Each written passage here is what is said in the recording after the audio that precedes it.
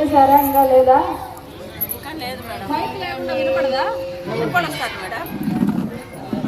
సరేనమ్మా. ముఖ్యంగా ఇక్కడ ప్రోగ్రామ్ ఏంటంటే అందరూ గుడికి వచ్చారు, ఎక్కువ మంది లేడీస్ ఉంటారు, అవేర్నెస్ కల్పించాలని ఇక్కడ ఏర్పాటు చేయమని చెప్తాము.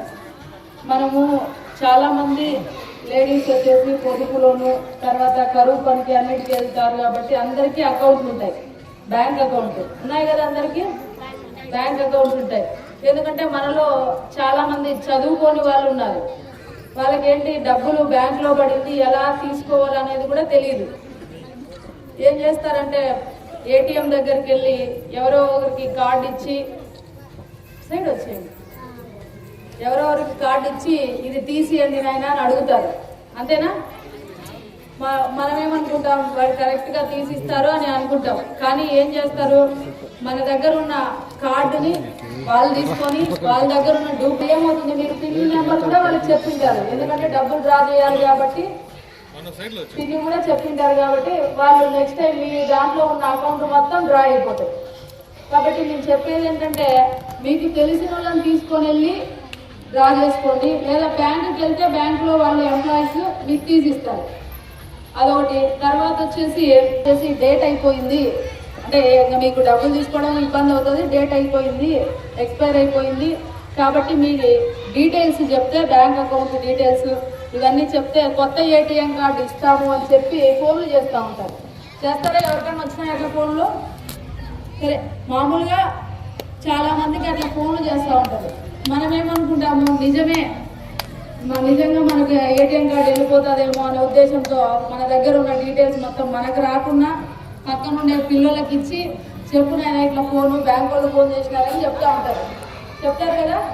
అప్పుడు ఏమవుతుందంటే వాళ్ళు బ్యాంక్ వాళ్ళు ఏ బ్యాంకు అధికారి కానీ మీకు ఫోన్ చేసి ఏటీఎం కార్డు ఇట్లా డేట్ అయిపోయిందని చెప్పడు. ఎవరైతే మోసం చేయాలన్న ఉద్దేశంతో ఉంటారో వాళ్ళు మాత్రమే బ్యాంక్ వాళ్ళు అని చెప్పి ఫోన్లు చేసి వాళ్ళు మీకు తెలియకుండానే డబ్బులు అనేది డ్రా అయిపోతూ ఉంటారు.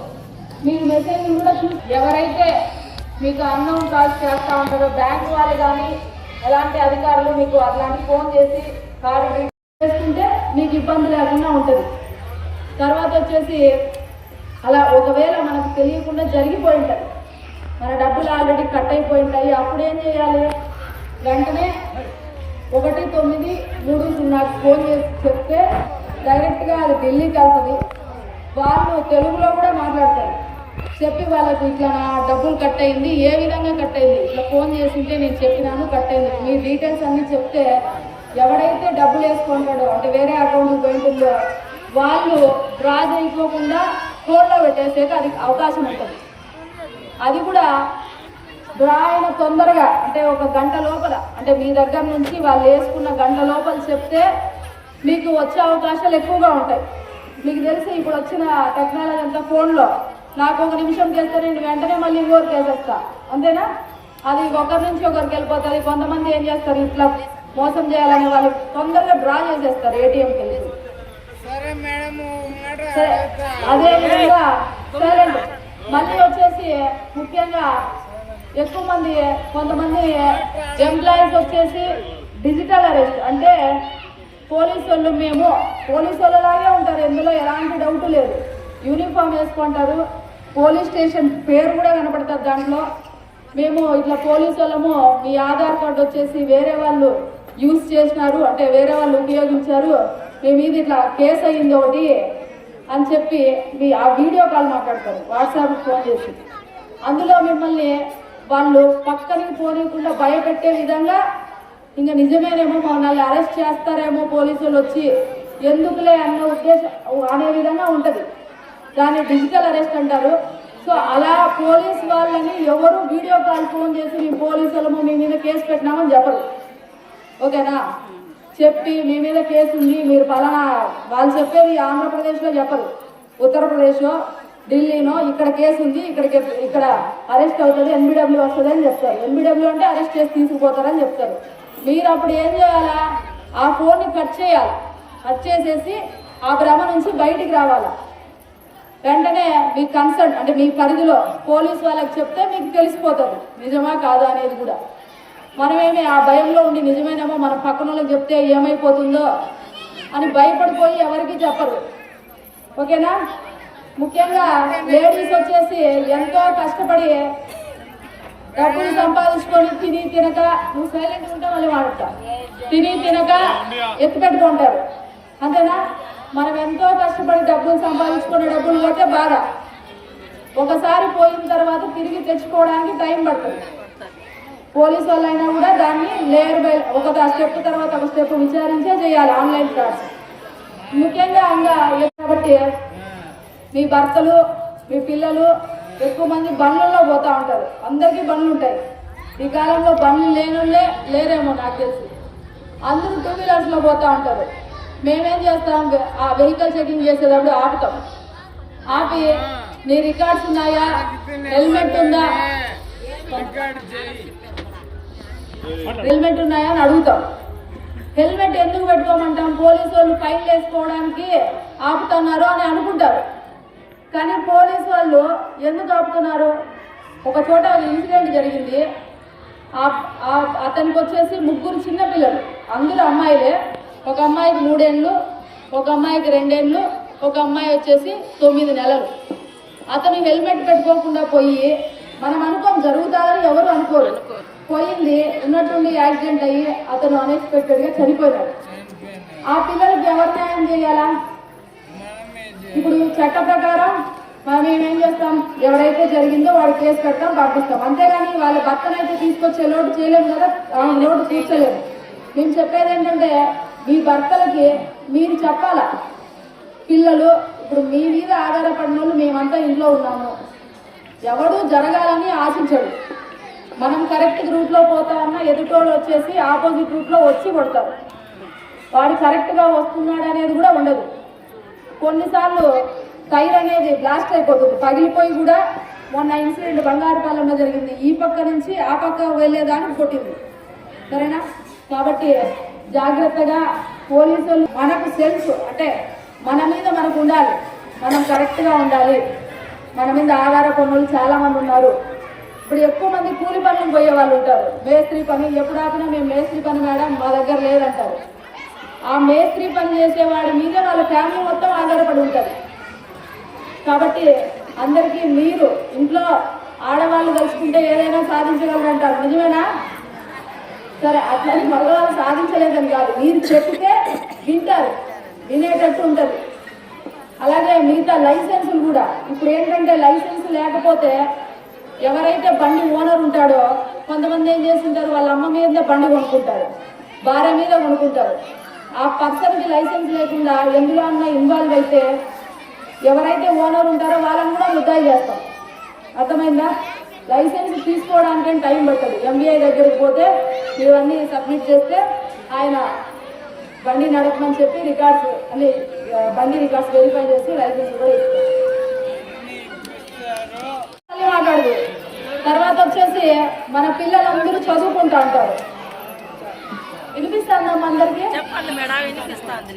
మన పిల్లల్ని ఎట్లంటే పేరెంట్స్ మనము కష్టపడుతున్న కష్టం మన పిల్లలు పడకూడదు అన్న ఉద్దేశంతో స్కూల్స్కి పంపిస్తూ ఉంటారు. అంతేనా? నేను ఈరోజు కూలి పనులు చేస్తున్నా, నా కూతురు కూలి పనులు చేయకూడదు, నా కొడుకు ఈ పనులు చేయకూడదు, బాగుండాలి అన్న ఉద్దేశంతో ఆలోచించి స్కూళ్ళకి పంపిస్తారు. మనమేమనుకుంటాం, నా కూతురు స్కూల్కి పోయిందిలే, చదువుకుంటుందిలే అనుకుంటాం. అలా అనుకొని మన కూలి పనుల్లో మనం నిమగ్నమై ఉంటాం. కానీ మీరు ఆ పిల్లలు ఏం చేస్తున్నారు అనేది చూడాలి. ఇంటికి వస్తానే ఇప్పుడున్న పిల్లలు మీ చిన్నప్పుడు మా చిన్నప్పుడు సెల్ ఫోన్లు లేవు, ఇప్పుడు అందరికీ సెల్ ఫోన్లు. ఒక సంవత్సరం పిల్లలు కూడా సెల్ ఫోన్లు చూస్తూ ఉంటారు. ఆ సెల్ ఫోన్లు అంటే వాళ్ళు ఎవరితో మాట్లాడుతున్నారు, నిజంగా చదువుకుంటున్నారు, సెల్లో చదువుకోవడానికి కూడా వాడు తీసుకుంటారు. పిల్లలు చదువుకుంటున్నారా లేదా అనేది పిల్లల మీద కూడా మనం ఒక కన్నేసి ఉంచాలి. ఎందుకంటే ఏమన్నా అయిన తర్వాత సామెత ఉంది కదా, చేతులు గాలించి ఆకులు పట్టుకొని ప్రయోజనం లేదు. మనం ముందే ఆలోచించి మన పిల్లల్ని మనం జాగ్రత్తగా చూసుకోవాలి. ఇప్పుడు ఎలా ఉంటుందంటే పిల్లల సైకాలజీ, పిల్లలు వచ్చేసి అమ్మ 10 మంచి పనులు చేసి ఒకటి ఏదైనా తిట్టిందనుకో, తిట్టిందే గుర్తుంటుంది. ఎదుటోడు వచ్చేసి ఒక చిన్న వాడికి ఏముండదు, ఏదో పనిలో తిరుక్కుంటా పోరంబోగ్గా ఉంటాడు. వాడు మంచి మాట చెప్తే వాడే మంచిగా అనిపిస్తుంది మీకంటే.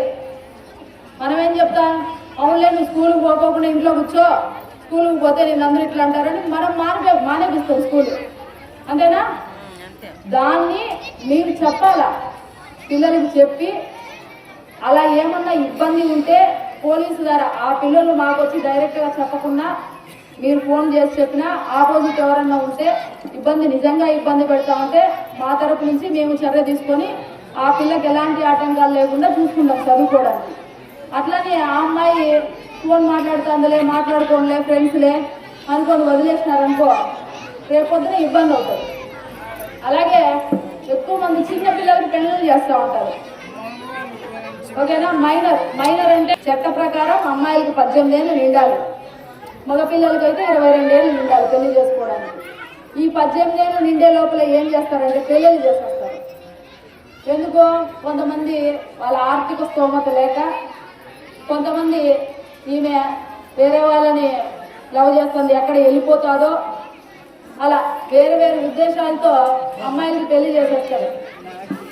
సో దానివల్ల మనం తినే ఫుడ్కి 18 ఏళ్ళు గవర్నమెంట్ ఎందుకు పెట్టిందంటే ఆ అమ్మాయికి మైండ్ అనేది మెచ్యూరిటీ ఉండదు, తర్వాత పెళ్ళైన తర్వాత గర్భం దాలిస్తే ఆ పరిస్థితులు ఎదుర్కొనే సామర్థ్యం ఉండదు అనే ఉద్దేశంతో పెట్టింది. మనమేమి పెళ్లి చేసి పంపించేస్తాం, నా పని అయిపోయింది అనుకుంటారు. ఆ పిల్లలకి ఏమన్నా అయితే ఎవరు ఇబ్బంది పడాలా? మళ్ళీ మనమే ఇబ్బంది పడాలి. కాబట్టి దాన్ని చూసుకోండి. ఇప్పుడు గవర్నమెంట్ హాస్పిటల్కి పోయినా 18 ఏళ్ళ నిండకనే అమ్మాయి అడ్మిట్ అయితే పోలీసు వాళ్ళకి ఇంటిమేషన్ ఇస్తారు. అర్థమవుతుందా? పోలీసు వాళ్ళకి ఇంటిమేషన్ ఇస్తే ఏం చేయాలా? మైనర్ కాబట్టి కేసు కట్టాలి. కాబట్టి మీరు అది చూసుకొని అమ్మాయిల్ని జాగ్రత్తగా చూసుకొని పెళ్ళిళ్ళు చేస్తే బాగుంటుంది. మేజర్ అయిన తర్వాత చేస్తే ఎలాంటి ఇబ్బందులు ఉండవు. తల్లి ఒక పిల్లోడు 8వ తరగతి అంట వాళ్ళమ్మ నా మాట వెళ్ళలేదని స్టేషన్ తీసుకొచ్చింది. మీరు మొక్కై వంగనే మానై వంగన అని చెప్తారు సామెత, అంతేనా? చిన్నప్పటి నుంచి నా కొడుకు కదా అని వాడిని గారాభంగా పెంచి ఒక స్టేజ్కి వచ్చిన తర్వాత నా మాట వినాలి అంటే వినరు. చిన్నప్పటి నుంచే అన్ని మాటలు నీతి మాటలు చెప్తూ వాడిని పెంచాలి. అదేవిధంగా కొంతమంది మన కష్టం అనేది తెలియకోకుండా పెంచుతారు పిల్లలని.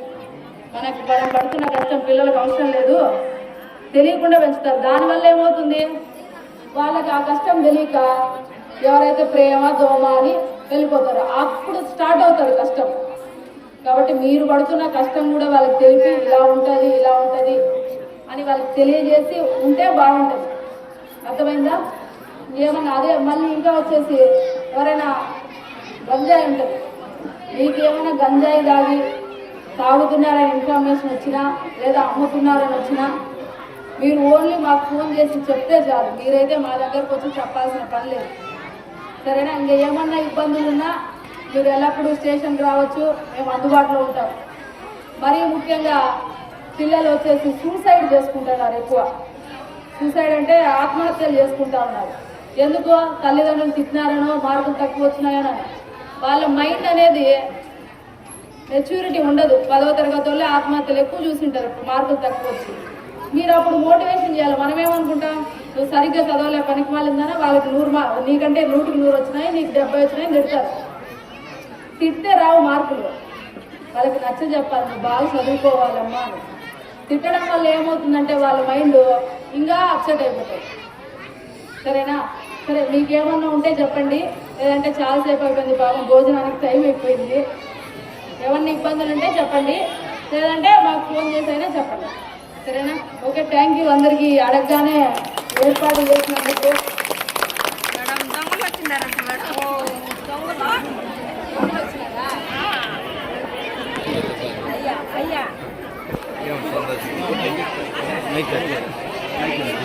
మనకు అట్లే ఈరోజు మనము ఎస్ఐ మేడం గారు, స్వర్ణతేజ మేడం గారు కూడా మన గుడికి రావడం జరిగింది.